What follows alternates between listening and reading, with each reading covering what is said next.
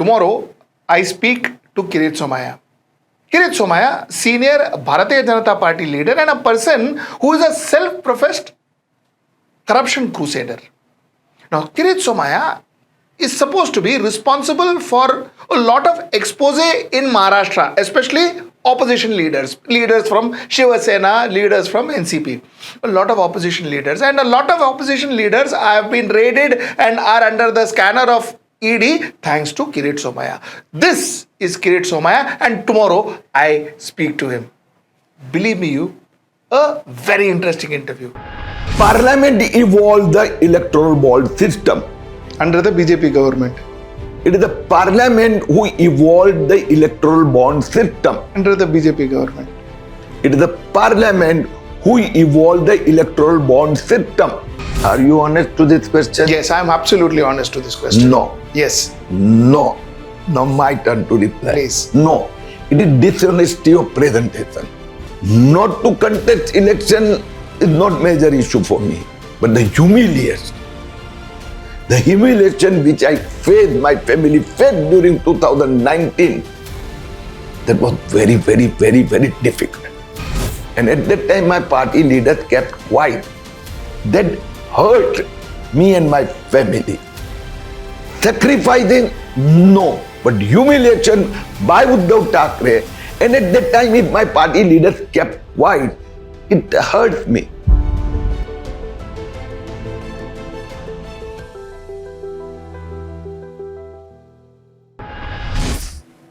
Namaskar. Welcome to another episode of Editorial. 4 phases of polling over. 379 seats polled for. 164 seats left. 3 phases left. Status so far.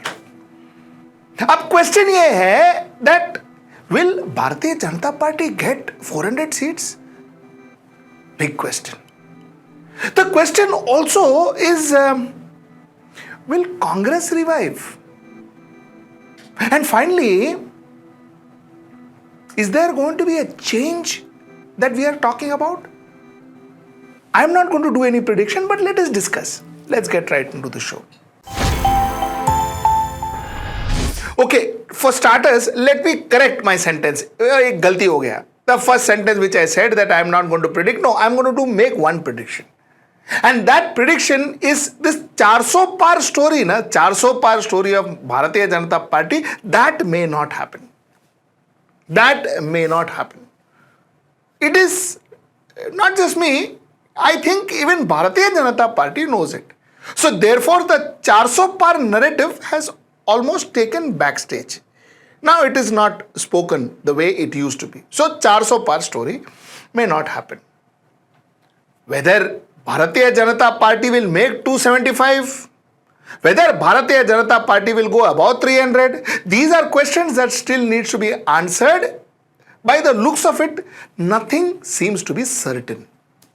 Now, this is a big thing. This is a big thing. I will tell you why it's a big thing. Because when we started this entire process, it used to be, a lot of people said one-side game, nothing, no election, people may not go to vote because they know who is going to win, everything is so clear, no competition, no opposition, where is opposition, no opposition, all that happened, gone down the drain, everything is changed.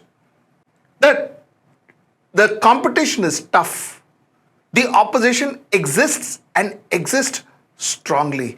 Every state, strong opposition. Every state, the Bharatiya Janata Party has to strive for its survival, its dominance, its win. No cakewalk here for sure. That is the first thing that I would like to say as far as after the phase 4 is concerned. That's the first thing I would like to say about 2024 elections. Okay, number 1. Number 2 is, you see, Rahul Gandhi and the Congress, after a long time, which I said before and I repeat myself, their strategy when it came to Nyay, when it came to Bharat Jodo Yatra, when it came to Bharat Jodo Nyay Yatra, their strategy worked. Now, I am going to say this right now. Okay, because I don't think that is going to be directly dependent on whether they make 100 seats or whether they make the government or whatever. I don't think that's dependent on now. The fact remains that the imagery of Congress has changed on ground. Fact. There is no question about it. Have they resurrected? To a certain extent, yes. Have they resurrected to become a strong competition to Bharatiya Janata Party? I would say still not. India Alliance, yes. But Congress alone, still not. But have they resurrected? Yes, they have resurrected. The proof of the pudding you will see in Maharashtra. The proof of the pudding you will see in Delhi. The proof of the pudding you may even see in Uttar Pradesh. Whatever extent, but you will see it. The proof of the pudding you may see in Kerala. So the fact is, has Congress been resurrected? The answer is yes. Like I said, Telangana, one more state I forgot to talk to you about. The proof of the pudding, you will see it here. But is Congress the Congress it used to be? No. Is Congress revived as the number one competition or the biggest competition or the tough competition or the close competition to Bharatiya Janata Party? No. But the Congress strategy worked. So that is the second point that I want to make. The third point that I want to make is very important. Because this entire fight in 2024 is a historic one. It's a historic fight, and I think the world and India, we Indians for sure, will remember this for the rest of our lives. You know why? Because I think if you deep dive into this election was never about who do I stand for. This election was about what am I against. So I voted for Narendra Modi. More than I stand for Narendra Modi, I voted for Narendra Modi because Congress is corrupt. I voted for Narendra Modi because Congress appeases the Muslims. I voted for Narendra Modi because Congress had policy paralysis. So I voted for Narendra Modi. I voted for Narendra Modi because I do not want Muslims to dominate this country or minority to dominate this country. I want Hindu domination. So I voted for Narendra Modi. So I voted for Narendra Modi because I was voting against appeasement. I was voting against corruption, at least perceived corruption of Congress. And as far as the anti-Bharatiya Janata Party votes are concerned, they were voting for the India Alliance or for Congress or for whichever party they were voting is because they were voting against dictatorship, they were voting against a possible anarchy, they were voting against the communal policies, they were voting against crony capitalism, they were voting against unemployment, they were voting against inflation. So the fact remains that this time around, it was not voting for Achhe Din. Not voting for Achhe Din. It was voting against something. So think about it. Think about it. That's a major difference. That's a major difference. And you know, if you put all that into a very basic fundamental facts, then you had a wave at one point in time in which you were voting for a particular ideology, for a particular person and trying to get him into the government. That is what happened here. This time around, I will not say there's a huge undercurrent, and that because if there's a huge undercurrent, then this government will go. You will see a change, which is not for sure now. It is not for sure. At the moment, it seems that there is still an edge for Bharatiya Janata Party. I have been saying this. A lot of you all are criticizing me. I still will continue to say this. Even today, there's an edge for Bharatiya Janata Party. The chances are that Bharatiya Janata Party may form the government. I don't know whether it is going to be 300 plus or 270 plus or 280 plus. वो सब मुझे नहीं मालूम, but the chances still are that Bharatiya Janata Party may form the government. There is no debate about it. But the fact remains that there is a strong undercurrent. So if there is a wave, more than the wave, there is an undercurrent. So that's something that you are seeing in 2024 election. The combination of the wave and the undercurrent. 2014 was the Modi wave. And now things are different. So that's the second very important factor that I wanted to tell you. And thirdly, you know, certain things that I really want to talk about is what happened in these elections, what happened in these four phases. BJP candidate Madhavi Lata went and she started, lifting the veils of these burqas Muslim women to check whether the ID card photograph and the Muslim women faces are the same.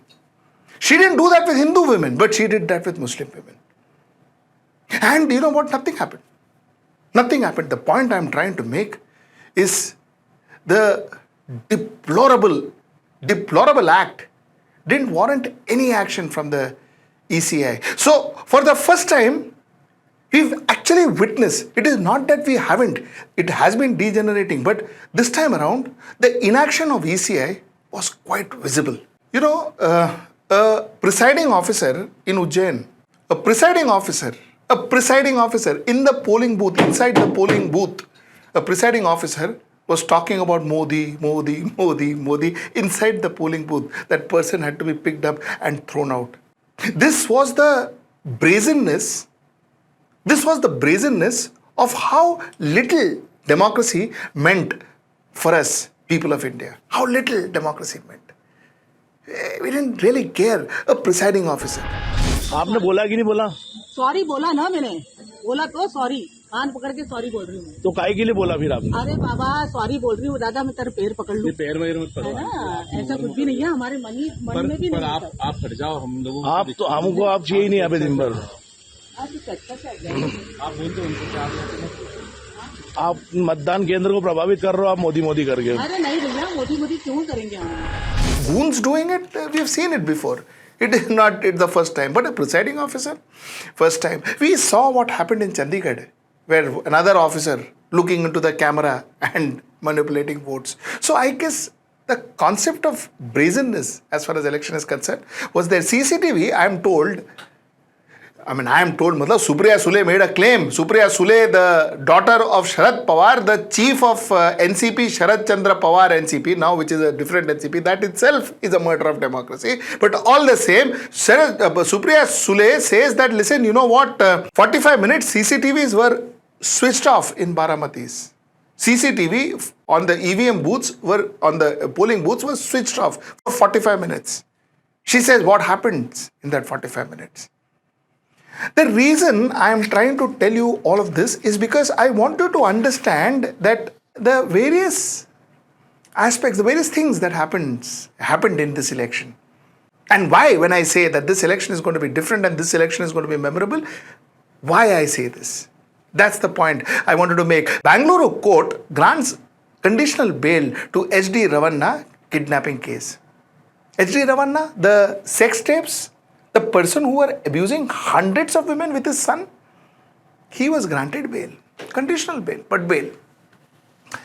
Why am I saying this? Is because this year, 2024, we proved to ourselves and the world that for us, women, crime against women doesn't matter. It's okay. Chalta hai. You see, the person, this Brij Bhushan Sharan Singh, who was accused of molesting wrestlers, his son got a ticket from BJP. BJP said, Baba, accused hai wo. Convicted hai kya? No, he is not convicted, he is accused. So we are giving ticket. We are giving his son ticket. We didn't give him ticket for whatever reason, but we are giving his son ticket. God knows where the dynasty and where all this logic comes from, but the ticket was granted. The son said, my father is a very dear friend of Mr. Yogi Adityanath. And the father said it is Narendra Modi who gave us the ticket. So, the fact remains that the father or this Brij Bhushan Sharan Singh went out to prove that, listen, you know what?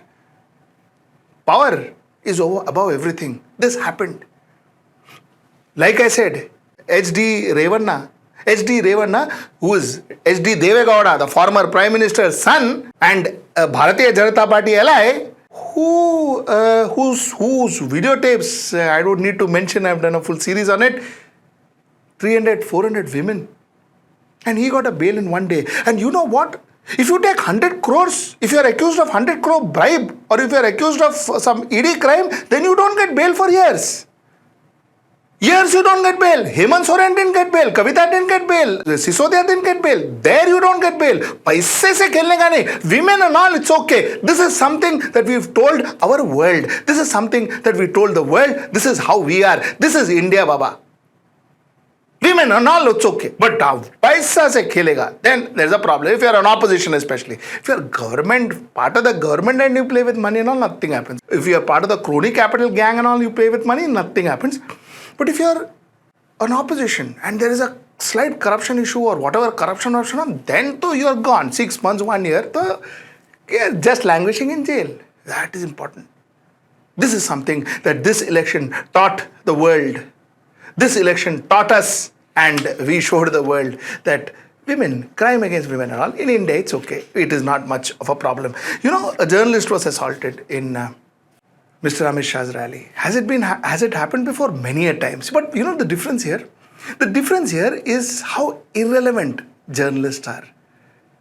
What happens here is how easy it's to buy journalists, how easy it's to buy channels, how easy it is to set up a narrative not by advertising, because that's what we guys used to be doing. You know, I come from an industry where we take money and we set narratives for you. That is what our job was. That's what advertising is. And when I took up journalism, or when I started talking to, commenting on politics, the first thing I thought is, nahi yaar, now I want to say what my heart says. And that's why I started this channel and things of that sort. But I realized, either bhi wahi hai, you take money and you say things, or you take whatever favors and you say things, or you say things in a way that, you know, you say things more, in fact, unprofessionally than even what an advertising agency tries and sells. Because you sell so desperately. News channel sells a political party's narrative desperately. I saw that here. And therefore, I guess, end of the day, a journalist has no respect. You speak about a crime, the criminal gets away, but the journalist goes behind bars. It has happened with us. Therefore, I'm telling you. So that's something that we saw this time in Mumbai. It's not just one party I'm talking about. In Mumbai, in Shiv Sena, Uddhav Balasaheb Thackeray, a 1993 bomb blast accused, no, actually is convicted, Ibrahim Musa, was seen campaigning for a candidate of Uddhav Balasaheb Thackeray in Mumbai. This also happened in this particular election. This also happened, and I'm, like I said, I don't want to just stick to one particular a political party. There is a report that 700 Muslim names were removed from voting list. There is a report on. There is answers to it also. A lot of chief electoral officer has also answered. CEO has also answered on why this removal and how this all happened. So, but all the same, these were headlines that we saw this year. The point I am trying to make is as follows. A, like I said, whether are we seeing a change, one doesn't know. But the fact remains that, are we seeing democracy being crushed? 100% yes. Are we seeing us move from an absolute democracy to shrinking democracy? The answer is yes. And are we seeing our society change? The answer is yes. And the reason I'm connecting this to our election is because it's possibly the election when you see what our society has turned into. It is possibly elections that shows you the mirror, that shows the society the mirror. And that's exactly what this election has done. But what I'm seeing is not really good. So that's my story tonight. Tomorrow, continuing with the same story, tomorrow I'm going to air an interview that I had with a gentleman called Kirit Somaya. Now, Kirit Somaya is credited, or he claims to have exposed most of the people, most of the Uddhav Balasaheb Thackeray NCP leaders, and most of the ED cases he seems to have exposed. So that's his job. He himself told me that, you know, I am not a vice president, I am not nothing of Bharatiya Janata Party. My job is to ensure that I expose. So he seems to be a person who has exposed all these people. When I asked him as to why does he do this exposing, or why is a corruption activist all of a sudden from a politician, the answer that he gave me was actually shocking. Actually shocking. Do watch that interview tomorrow at 8. Believe me, you Believe me, you will find it interesting. Do watch that interview at 8 o'clock tomorrow. Till I see you then, namaskar. Stay ahead with our cutting-edge news app. Instantly access the latest shorts in just 1 minute and breaking news in just 50 words. Download now for a smarter, faster news experience.